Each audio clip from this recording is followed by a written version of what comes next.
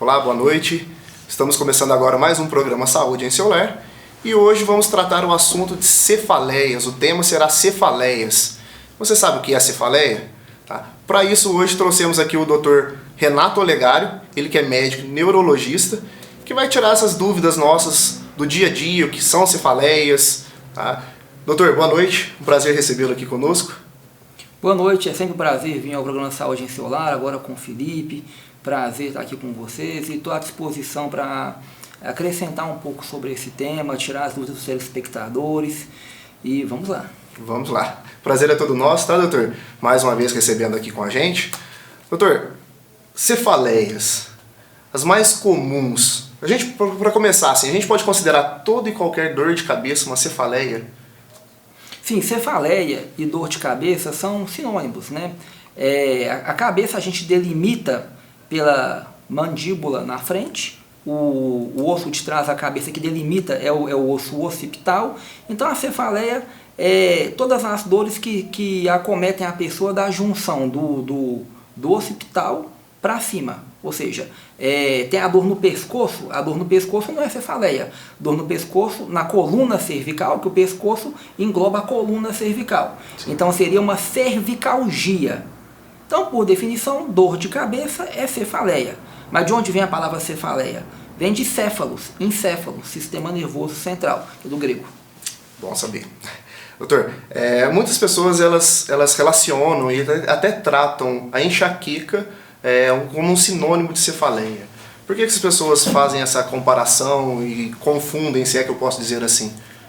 Excelente pergunta, Felipe, porque isso acontece muito no dia a dia. A pessoa hoje usa tanto o termo enxaqueca de maneira intercambiável com dor de cabeça, com cefaleia, que a pessoa fala, eu estou com enxaqueca. E muitas vezes, Felipe, a pessoa nunca nem teve o diagnóstico de enxaqueca. A pessoa, em vez de falar, estou com dor de cabeça, fala que está com enxaqueca.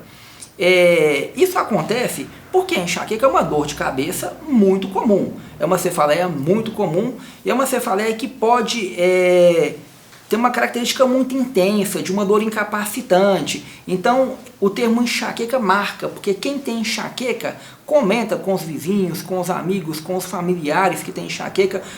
A maioria das pessoas já viu alguém com crise de enxaqueca. Algumas crises são muito fortes, são incapacitantes.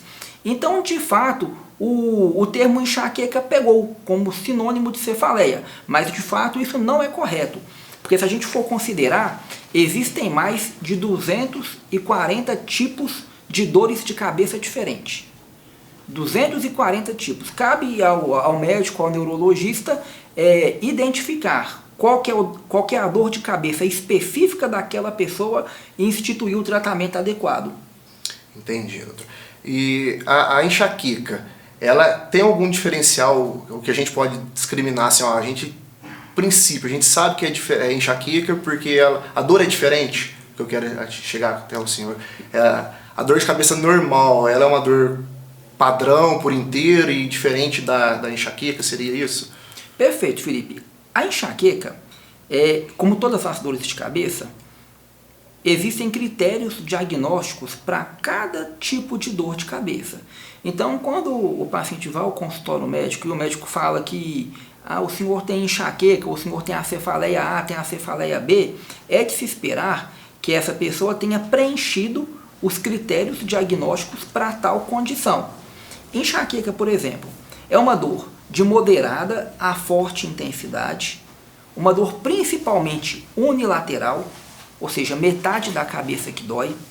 É uma dor pulsátil, tem um caráter pulsátil, porque a característica da dor pode ser desde pulsátil, latejante, fincando, em aperto, em choque, em queimação, como se fosse um gelo. Isso vai de pessoa para pessoa.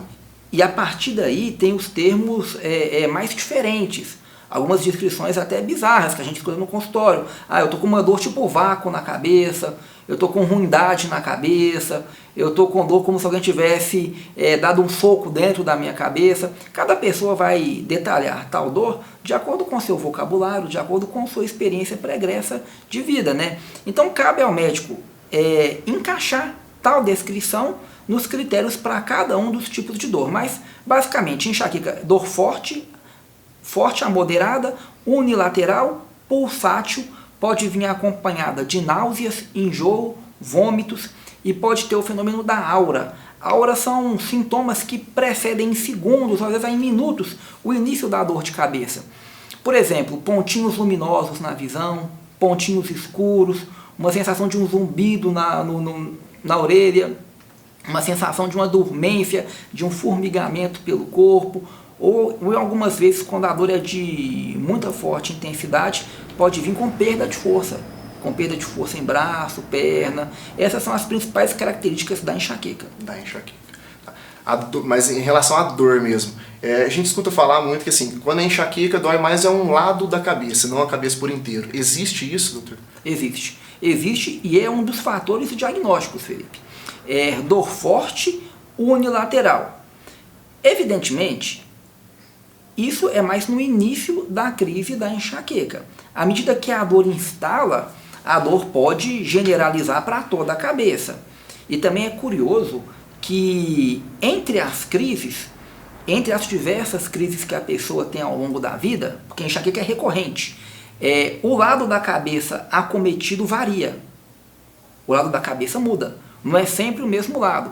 Uma dor forte, persistentemente, do mesmo lado da cabeça, sem variação entre as crises, é um dos critérios que nos chama a atenção para o diagnóstico diferencial com outras doenças mais graves. Certo. O senhor falou em crises da enxaqueca. Tem alguns acontecimentos que provocam uma crise com mais frequência? Talvez bebidas, açúcar, não sei, cigarro, talvez, alguma coisa do tipo? Sim, assim, essa pergunta é muito boa, porque frequentemente pacientes chegam ao meu consultório com dietas altamente restritivas, que o paciente fez por conta própria, porque como a dor é muito forte, a pessoa vai tentando, de maneira empírica, retirar alimentos ou tomar medidas para tentar resolver tal mal. Para você ter ideia, uma vez no consultório eu atendi uma garotinha de 13 anos de idade, que ela ficou tão restritiva que ela tirou chocolate da alimentação, achocolatado, bala, doces, refrigerantes, pizza. Foi tirando de tal maneira que quando ela chegou ao meu consultório, ela comia só 3 ou 4 tipos de alimentos. Obviamente a gente não está aqui incentivando os adolescentes a comer chocolate, a chupar bala, tampouco refrigerante. Mas o que eu quero dizer com isso é que para um adolescente de 13 anos tirar tais alimentos da sua alimentação, da sua rotina, porque realmente a dor é muito forte. A dica que eu deixo em relação a esse assunto é que cada pessoa tem uma sensibilidade a determinado tipo de alimento. Algumas pessoas são com queijo, outras pessoas são com vinho, outras pessoas com refrigerante, outras pessoas até mesmo com café. É a pessoa observar no seu dia a dia o que pode estar provocando tal dor.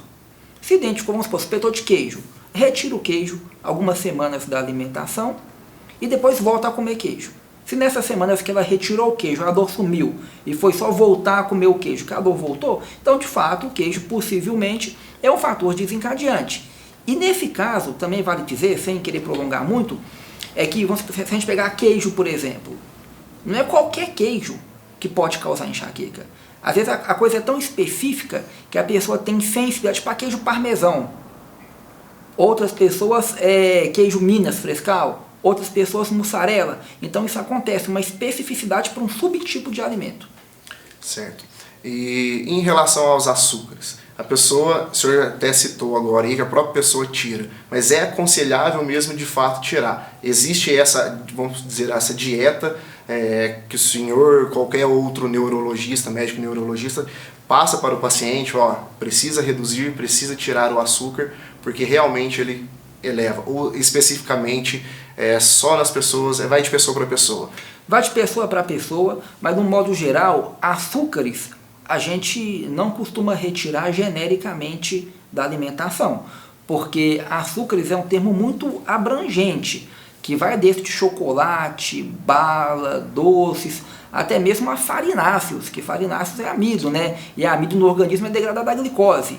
Então, mais ou menos eu chamo a atenção para cuidado com dietas ultra restritivas, porque muitas vezes a pessoa perde qualidade de vida, muda a alimentação de toda a família desnecessariamente. Normalmente a gente tenta buscar um subtipo. Pois bem, é chocolate. Tá, vamos tentar ver se é qualquer tipo de chocolate ou se é um tipo específico de chocolate. Outras vezes é bala. Então a gente tenta ser o mais específico possível para impactar menos na vida da pessoa. Sempre é bom, é ótimo, na verdade, o acompanhamento médico, mas para isso é essencial, né, doutor? Não adianta a pessoa simplesmente ir tirando, ela precisa ter esse diagnóstico que ela realmente tem a enxaqueca, né, e fazendo esse acompanhamento, que o senhor falou, né? Vamos tirar, deu certo, não deu certo, para depois, no caso, voltar com o alimento ou não, né? E é basicamente na tentativa e erro. Porque a pessoa, ela não sabe o que causa dor, ela tem suspeita de alguns alimentos. E não existe um exame de sangue, por exemplo, que vai falar, tal alimento causa dor na pessoa X. Normalmente tentativa e erro, parece que a gente usa tabelas, a gente vai escrevendo e a pessoa vai tentando. E muitas vezes ela experimenta um alimento que nunca fez uso na vida e não sabe se causa dor de cabeça ou não. Isso acontece, a pessoa está bem controlada, às vezes faz uma viagem para uma região com uma cultura diferente, com alimentos diferentes e tem uma ingrata surpresa, às vezes a viagem ser prejudicada por uma crise de enxaqueca. A enxaqueca, a pessoa normalmente ela já tem, sempre teve, ou ela pode assim, a qualquer momento desenvolver essa enxaqueca, doutor? Ela é uma pessoa que nunca teve nenhuma crise, ela tem 30, 40, 50 anos, desenvolve a enxaqueca? Pode acontecer, mas não é comum. O mais comum é a pessoa já ter predisposição a ter enxaqueca e a partir da adolescência, que tem a grande variação hormonal da adolescência, tanto nos homens, só que de maneira mais evidente nas mulheres, porque as mulheres ovulam, né? A partir da adolescência, a enxaqueca já se começa a manifestar. Então a gente imagina que adolescentes a adultos jovens é a época em que a enxaqueca se manifesta. É possível da gente encontrar uma pessoa com 40 e poucos, 50 anos, que apresenta dor típica de enxaqueca, mas não é comum. Não é mesmo comum e é inclusive um fator de suspeição e de indicação de investigação etiológica, pensando em outras causas mais graves. Sim. O senhor citou aí agora a relação que a mulher ela tem a ovulação, ela ovula, né? Ela tem o óvulo. Esse é um indicador que pode levar a mulher a ter mais enxaqueca. É regra. Normalmente a mulher é mais vulnerável à enxaqueca do que o homem. Esse seria um indicador? Sim, isso é uma das principais causas, né? A variação cíclica hormonal da mulher. Essa variação cíclica hormonal é a principal culpada pela maior prevalência da enxaqueca nas mulheres, né? Inclusive, na época pré-menstrual, no período pré-menstrual, no período de TPM da mulher, esse período costuma ter dores fortíssimas de cabeça. Inclusive, a gente já chega a usar uma profilaxia específica para esse período, que algumas mulheres sabem com certeza. Olha, Renato, 2 dias antes da menstruação chegar, eu tenho uma dor de cabeça terrível, a enxaqueca vem, eu sei que ela vai vir, isso acontece há anos. Então, nesse caso, a gente já antecipa e já pode usar algum medicamento preventivo em tal período. Certo. O senhor falou também aí em relação às crianças, às adolescentes. Tá? E em relação às crianças, é comum uma criança com crise de enxaqueca? A prevalência em crianças é uma prevalência alta, considerável? É comum, é uma das condições que eu mais atendo crianças no consultório, seria a investigação da dor de cabeça e em meninas enxaqueca. Normalmente, as crianças pré-púberes, que ainda não passaram pela adolescência, essas crianças têm uma dor de cabeça, no caso, quando tem tendência mesmo genética a ter enxaqueca, tal condição se manifesta de maneira bem atípica, como vômitos recorrentes, dor abdominal, vertigem, crises intensas de vertigem, de tontura, e muitas vezes é um desafio diagnóstico, porque imagina só, uma criança chegando no pronto-socorro com dor de barriga, dor abdominal, sem diarreia, sem excesso de gases, dor abdominal. Quem é que vai pensar em enxaqueca, né?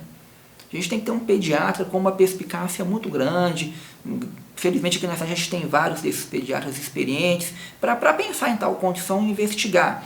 E aí a partir do momento que a criança vira adolescente, né, entra na adolescência, aí o padrão de tipo de enxaqueca muitas vezes sobrevém.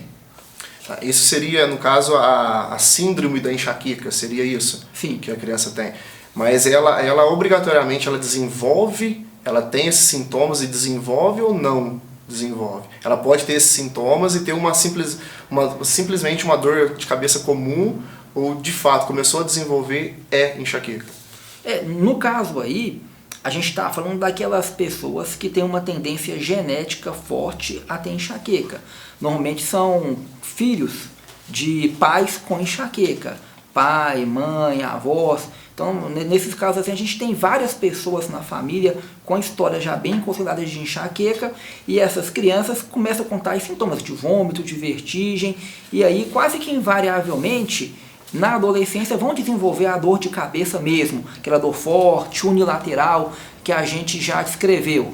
Mas tem uma condição, aí não é tão comum em criança, eu já estou voltando para o adulto, que a gente vai e volta no assunto, né? Por isso que fica interessante essas discussões. Que tem uma condição que chama aura não enxaquecosa. A pessoa tem a aura, mas não tem a dor. A gente comentou no início, Felipe, que muitas vezes a pessoa começa com pontinhos luminosos, cobrinhas, dormência pelo corpo, depois de alguns minutos vem aquela dor forte. Esses sintomas premonitórios são a aura. Muitas pessoas têm a aura, mas não têm a dor. E isso daí não é tão comum na população geral, mas no consultório de especialista isso aparece com relativa frequência. Então seria a aura não enxaquecosa, a aura não migranosa, a aura que não desenvolve dor. Isso pode acontecer. A gente citou agora há pouco a relação da enxaqueca, mulher e tudo mais. E em relação, de fato, à menopausa, por exemplo, ela pode influenciar na menopausa da mulher? É mais forte, é mais fraca essa dor? Como que seria? Normalmente melhora depois da menopausa. Melhora? Normalmente melhora porque a mulher para de ovular. A mulher para de ovular, para de ter o ciclo menstrual, para de ter aquela variação hormonal, então normalmente melhora. E muitas vezes após a menopausa, a pessoa continua com a aura, essa condição que eu acabei de dizer, a aura não migranosa. Isso daí costuma se instalar após menopausa. Obviamente, quem tem tendência familiar forte a ter enxaqueca, mesmo após a menopausa vai ter uma dor ou outra, diminui a frequência, mas continua tendo dor. Só que universalmente realmente melhora bastante. E nos homens? Qual que é o mais comum da enxaqueca nos homens? A gente escuta falar em enxaqueca em salva. O que seria enxaqueca em salva? No caso aí dos homens, como não tem essa variação hormonal da mulher, enxaqueca em homem não é tão prevalente quanto em mulher. Acontece. Uma característica curiosa da enxaqueca em homem é que a dor é muito intensa. A dor é muito forte, é uma dor incapacitante, porque os homens que desenvolvem enxaqueca, eles têm uma tendência genética muito intensa. A mulher, às vezes uma tendência genética leve a moderada, com uma variação hormonal intensa, já é o suficiente para desencadear a dor, a enxaqueca. O homem, como não tem essa variação hormonal, tem que ter uma tendência genética mais forte. E isso daí a gente vê crises incapacitantes em homens. E também uma característica interessante em homem é que os filhos de homens com enxaqueca têm uma prevalência maior do que filhos de mulher com enxaqueca. Normalmente porque a tendência genética do homem é maior e ele passa essa tendência para os seus filhos.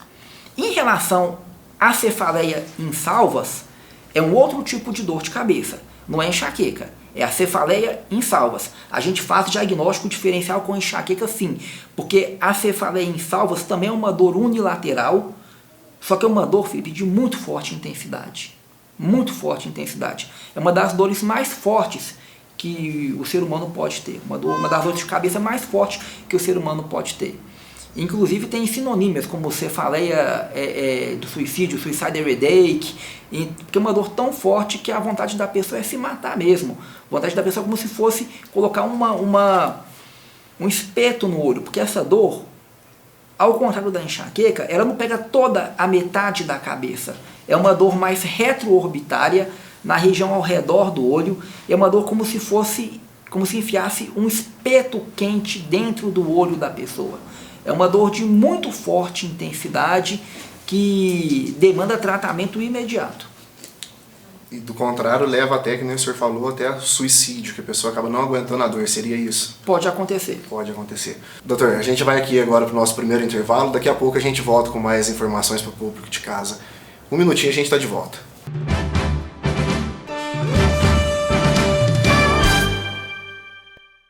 Estamos de volta com o programa Saúde em Seu Lar. Mais uma vez aqui hoje recebendo o Dr. Renato Olegário, médico e neurologista. Estamos conversando um pouco aqui, né, doutor, sobre cefaleias, enxaqueca, outros tipos de dor de cabeça também, né, doutor? A gente terminou o primeiro bloco falando de cefaleia em salvas. O que seria cefaleia em salvas? Por que tem esse nome, doutor? O nome em inglês é cluster headache. Headache de dor de cabeça, né, de cefaleia, e cluster seria em blocos. A tradução que ficou para o Brasil e para o português de Portugal foi salvas.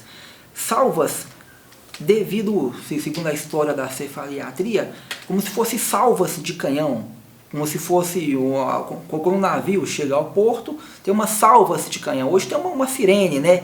Então aquelas salvas, a cefaleia vem em blocos, ela vem em fincadas e ela vem de maneira intensa por poucos segundos a poucos minutos. O paciente tem uma dor, uma das piores dores da vida desse paciente, durante poucos minutos. A dor é muito intensa, mas dura poucos minutos.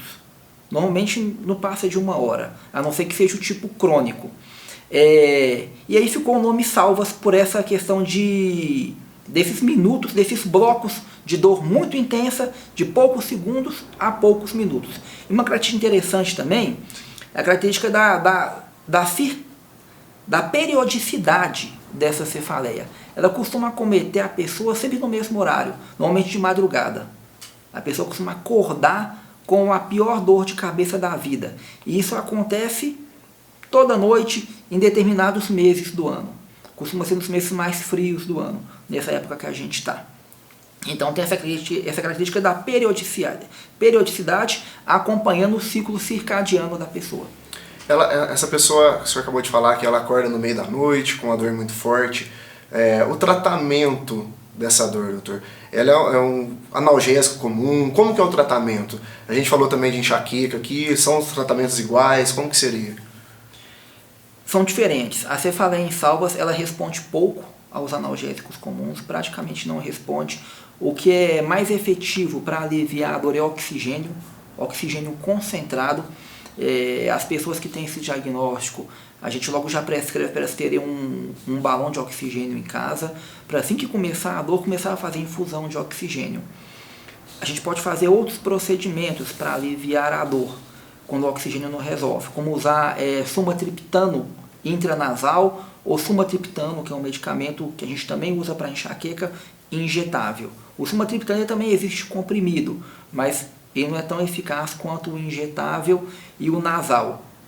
E a dor é tão forte que quando a pessoa entra no mês da dor, né, a gente pode fazer bloqueios. A gente bloqueia o nervo occipital maior, que é o nervo que cuida da sensibilidade na região posterior da cabeça, e a gente também pode aplicar toxina botulínica. Já na enxaqueca é diferente. A enxaqueca ela responde melhor aos analgésicos orais. A gente também pode usar sumatriptana injetável, nasal, só que normalmente a gente usa de início os anti-inflamatórios orais. E esse é o tratamento para combater a dor. É o tratamento ablativo. Porém, tão importante quanto na enxaqueca é o tratamento preventivo. A pessoa que tem mais de 4 crises de forte intensidade de enxaqueca por mês, ela tem indicação de usar um profilático, um medicamento para não deixar a enxaqueca vir. Aí esse profilático, a gente tem várias opções, desde topiramato, amitriptilina, ou seja, desde drogas antiepilépticas a antidepressivos, e a gente vai escolher um profilático de acordo com o perfil de cada paciente. Entendi. Doutor, a gente está falando de cefaleia em salvas, mas também tem a cefaleia tensional, né? O que seria a tensional? Aí a gente está no grupo das cefaleias primárias, né? A gente falou da enxaqueca, da cefaleia em salvas, vamos falar da tensional agora, Felipe. A tensional é uma cefaleia é uma mialgia, é uma cefaleia por dor muscular. E nesse ponto, vale fazer um adendo. O que dói na cabeça do ser humano, né? O que dói? Na cabeça dói pele, tecido subcutâneo, nervo, vasos sanguíneos, músculo, osso, tendões e meninge. O cérebro não dói, o cérebro é indolor. Então, a cefaleia, a enxaqueca, o que está doendo, normalmente são os vasos sanguíneos que estão com a parede inflamada e os nervos que são ativados e dói. A cefaleia em salvas é dor do nervo mesmo, assim de grosso modo falando, né, gente? E a cefaleia tensional, o que dói normalmente é tendão e músculo. Então seria uma cefaleia por tensão muscular, uma mialgia. O paciente, essa dor é a mais comum. É a dor mais comum. Normalmente quando a pessoa fala que está com enxaqueca e a pessoa não tem um diagnóstico muito certo de enxaqueca, em grande número das vezes a gente vai fazer o diagnóstico de cefaleia tensional. É a dor de cabeça que quase todo mundo já teve. Aquela dor de um dia estressante, que trabalhou muito, que está fadigado, que está cansado, que dói a região de trás da cabeça, a dor irradia para o pescoço, ou do pescoço irradia para a nuca, é aquela dor que vem para frente, aquela dor que a pessoa encosta na cabeça, a cabeça está dolorida, é uma dor que piora ao toque. Esse é o típico da cefaleia tensional. Ela, diferente de uma enxaqueca, por exemplo, ela não é genética, então, no caso. Ela não tem essa tendência genética forte. Mas pode acontecer. Pode acontecer porque a cefaleia tensional muitas vezes é manifestação de outras doenças. Vamos supor, uma pessoa que tem muita ansiedade, que tem transtorno de ansiedade generalizada. Essa pessoa ansiosa é uma pessoa tensa, uma pessoa irritada, uma pessoa que está sempre elétrica, tensa. Como a ansiedade é algo genético, normalmente carrega junto a cefaleia tensional. Então, assim, filhos de pessoas ansiosas têm grande tendência a ser ansiosas também. E como a cefaleia tensional pode ser uma manifestação da ansiedade, acaba que a tendência vai junto. Mas não tem uma característica genética só para a cefaleia tensional, isso não.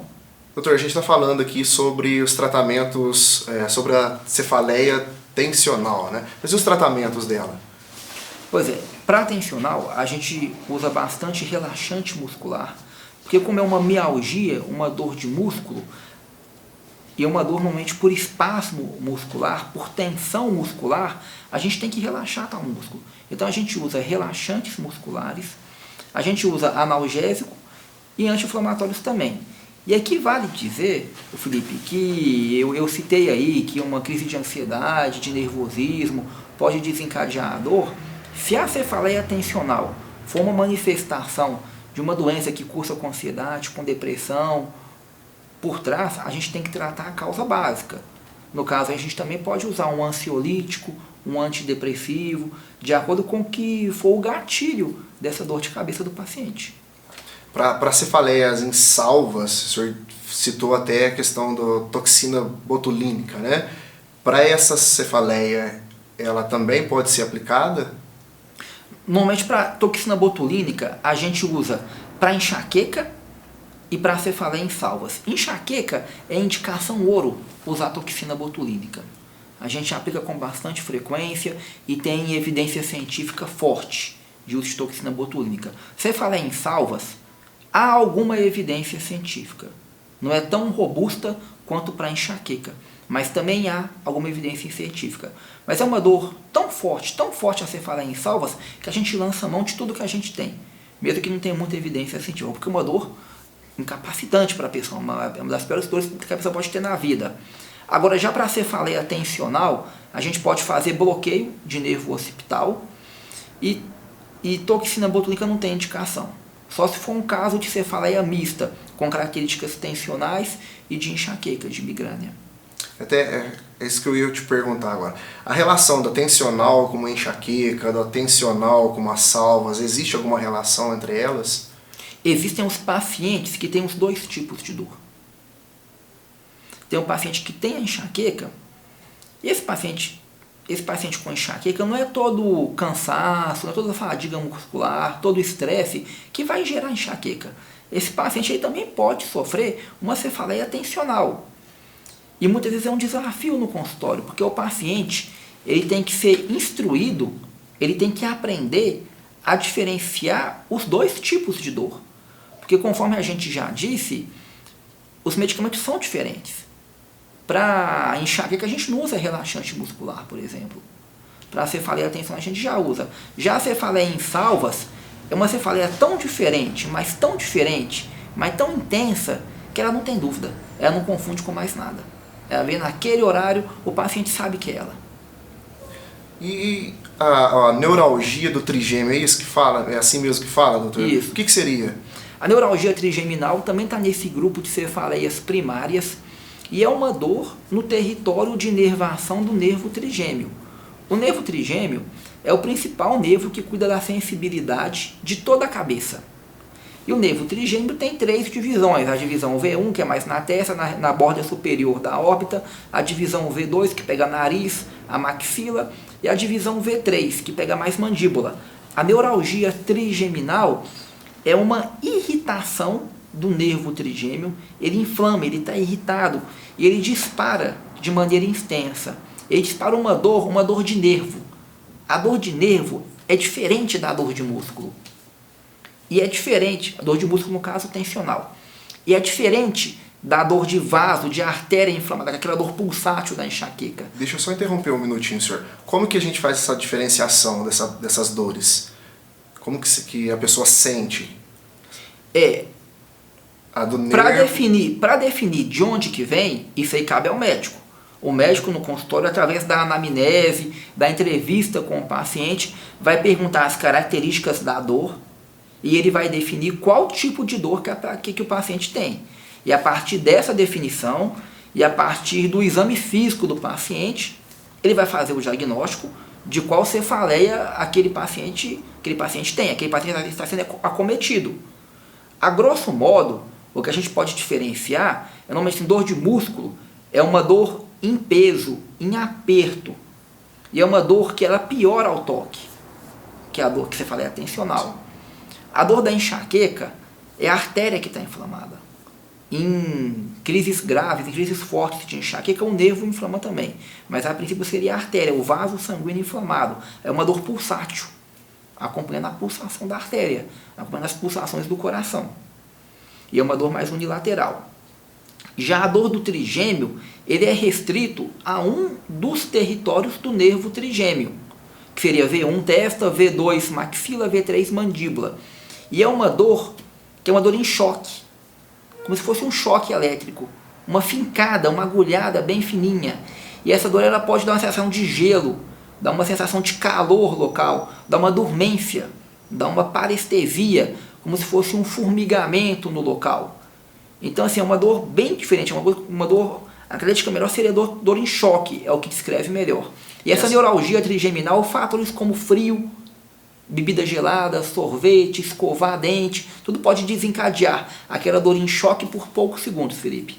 Então, eu acho que o senhor acabou de responder até o que eu ia perguntar. Ela é diferente da cefaleia em salvas, se eu não me engano, né? Ela não tem um horário, não acontece especificamente naquele dia, naquele momento. Ela pode acontecer a qualquer momento do dia ou por uma ação que a pessoa está desenvolvendo. Exatamente, Felipe. O que chama mais a atenção na neuralgia trigeminal são os fatores desencadeantes. Vamos supor, escovar dente, chupar sorvete, picolé, beber líquido gelado, ou sair no frio, sair na friagem, bater aquele vento frio no rosto, abrir a geladeira. Então, normalmente são esses fatores desencadeantes que chamam a atenção para a cefaleia da neuralgia trigeminal. Já a cefaleia em salvas, ela vem exatamente no mesmo horário, no mesmo período do ano. E os tratamentos dessa trigeminal? A gente usa drogas para dor neuropática, que são as mesmas drogas que a gente trata a epilepsia. Normalmente a gente usa carbamazepina, topiramato, oxcarbazepina, esse tipo de droga. Drogas fortes, no caso, ou não? A questão de forte é relativo. É relativa a questão de forte, né? A gente brinca que a diferença entre o remédio e o veneno é a dose, né? A diferença é a dose. Então, assim, são drogas que a gente usa para tratar a epilepsia. Mas a gente pode usar uma dose alta como uma dose leve, a moderada. Alguns tipos de cefaleia de neuralgia trigeminal, a gente tem que usar doses altas de drogas antiepilépticas. Tem algum outro tipo da cefaleia primária, doutor? Além dessas que a gente já falou aqui? Sim, só que são casos mais raros. Tem a cefaleia hípnida, cefaleia com soluço, cefaleia do alterofilismo do esforço físico, cefaleia hemicrânea paroxística.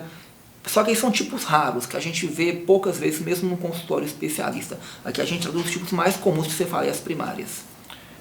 A relação da pessoa de frente a um computador, por exemplo, muito tempo de frente ao computador, que particularmente eu escuto bastante as pessoas falando isso. Eu fico muito tempo de frente ao computador, eu tenho muita dor de cabeça. Ela está relacionada ao tipo de cefaleia primária?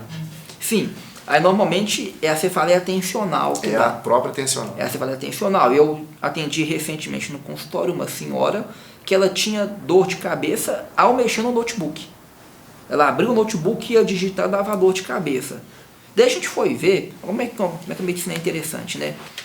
Mas como assim o notebook, né? Tá forçando a visão? Não, estava com o óculos perfeito. Trocou o óculos recentemente. Mas ela tinha o hábito de chegar muito perto a cabeça da tela do notebook e franzir a testa para mexer. A filha filmou essa paciente mexendo no notebook e ela franzia a testa. E depois de cerca de meia hora mexendo no notebook, doía exatamente a região frontal, bem onde a testa estava franzida. Pelo esforço que ela estava fazendo. Dor muscular. Certo. Doutor, a gente vai agora aqui para o nosso segundo intervalo, daqui a pouquinho a gente está de volta. Chegando no finzinho do programa, mais 2 minutinhos a gente está de volta.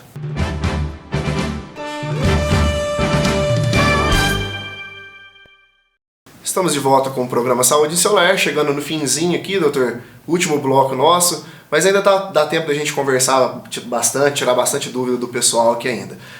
No bloco anterior a gente estava falando sobre as cefaleias primárias. Existe a cefaleia secundária também? O que seria ela, doutor?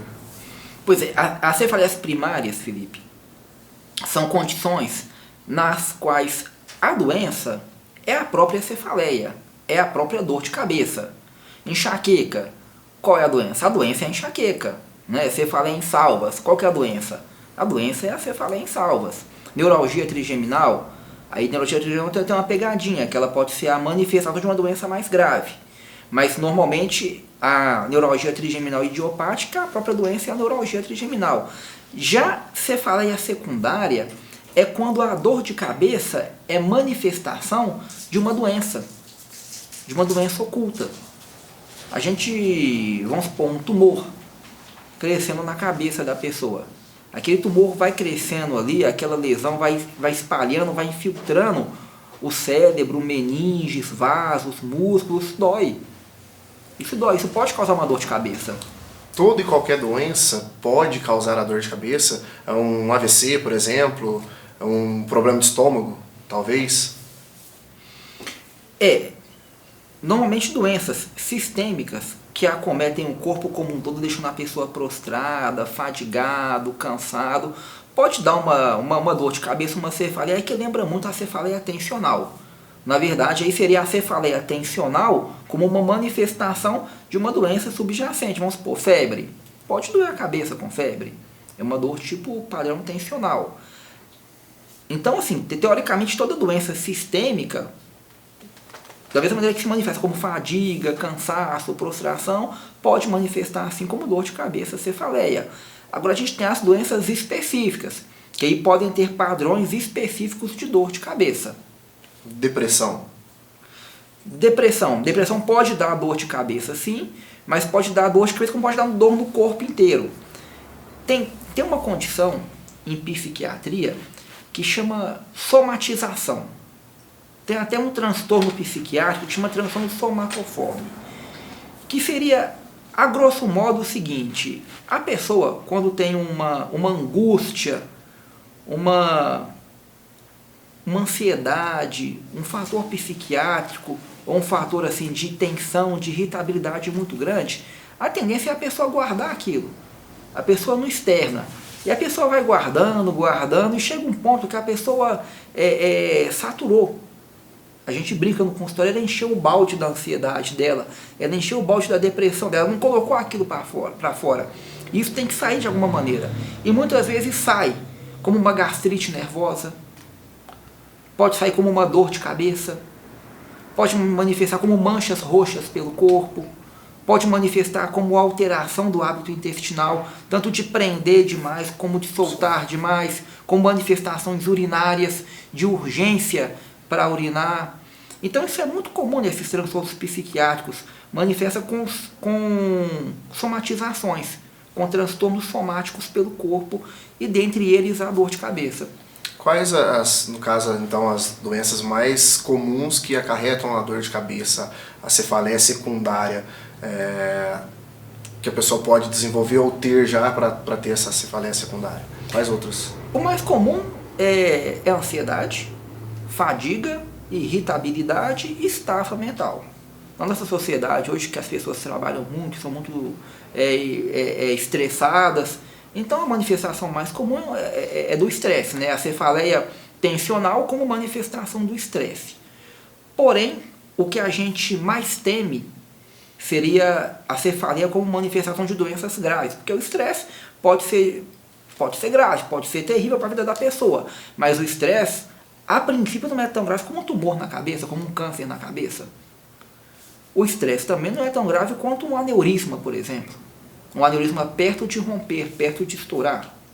E a partir daí, a gente tem diversas doenças graves que podem iniciar com dor de cabeça. Um AVC, por exemplo, um derrame, ele pode vir acompanhado de dor de cabeça. Hipertensão arterial, a pressão quando sobe muito, ela pode dar um padrão de dor de cabeça muito intenso, um padrão de nucalgia dessa dor de cabeça. Glaucoma. Glaucoma é um aumento da pressão intraocular. Pode dar uma dor retroorbitária, uma dor atrás do olho de fortíssima intensidade. Otite, inflamação no ouvido, pode dar dor de cabeça. Sinusite.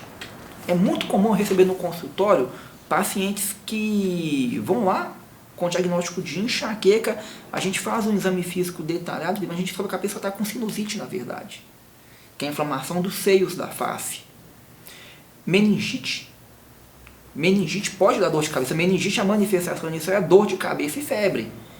E a dor de cabeça de forte intensidade. E muitas vezes a dor de cabeça vem antes da febre. É um diagnóstico diferente que pode ser difícil, pode ser um diagnóstico, pode ser um desafio. O senhor citou agora há pouco, doutor, a ansiedade. Transtorno de ansiedade, ele está ligado diretamente com a cefaleia secundária ou a cefaleia primária tensional? É uma boa pergunta. A pergunta é muito boa, porque pode ser as duas coisas. A gente pode ter a cefaleia tensional como uma doença em si, como uma cefaleia primária. E a gente pode ter a cefaleia tensional como uma manifestação do transtorno de ansiedade. A pessoa fica ansiosa, fica elétrica, fica nervosa, fica irritada. E, inclusive, a dor de cabeça é uma das manifestações dessa ansiedade intensa. Então, é um ponto interessante que pode ser as duas coisas. E aproveitando o seu gancho, eu até citei no começo do bloco que a neuralgia trigeminal pode ser uma cefaleia primária, na qual o nervo trigêmeo ele inflama por si só, mas pode ser também uma cefaleia secundária. A gente pode ter um tumor invadindo, destruindo o nervo trigêmeo. A gente pode ter um aneurisma crescendo perto do trigêmeo e pela pulsação do aneurisma comprimir o nervo trigêmeo e dar neuralgia trigeminal. Mas aí como diferenciar para a hora do tratamento, então? São feitos os dois tipos de tratamento? Não, aí nós vamos ter que ter um diagnóstico bem feito. Nós vamos ter que ter um diagnóstico bem feito. Neuralgia trigeminal. Isso não basta para ter o diagnóstico. Porque como é uma dor de cabeça, como é uma cefaleia, que pode ser a manifestação de uma doença subjacente, cabe ao médico investigar a possibilidade dessa doença. Como? Em primeiro lugar, fazer um exame físico bem feito no paciente. Normalmente um tumor crescendo perto do nervo trigêmeo não vai ter só a dor. Você vai ter outros achados no exame físico desse paciente que vai te dar a dica do que o tumor está ali. Aneurisma, a mesma coisa. AVC, a mesma coisa. Então, em primeiro lugar, fazer um exame físico bem feito e, se houver suspeita de uma causa por trás, pedir exames complementares, que normalmente a gente pede exame de imagem. Doutor, e como que fica então a questão dores no geral? Toda e qualquer dor de cabeça, a pessoa tem que procurar um médico? Não necessariamente. A pessoa conhece a dor que tem. A pessoa sabe a dor que ela tem por um dia estressante. Que é uma dor de leve intensidade, que dói a cabeça toda. Aquela dor que todo mundo já tem. Afinal, dor de cabeça, cefaleia, é uma das doenças mais prevalentes no mundo. Mais de 93% da população do mundo tem ou vai ter dor de cabeça em algum momento da vida. Não é mesmo? Todo mundo tem dor de cabeça. Então a pessoa conhece a dor de cabeça.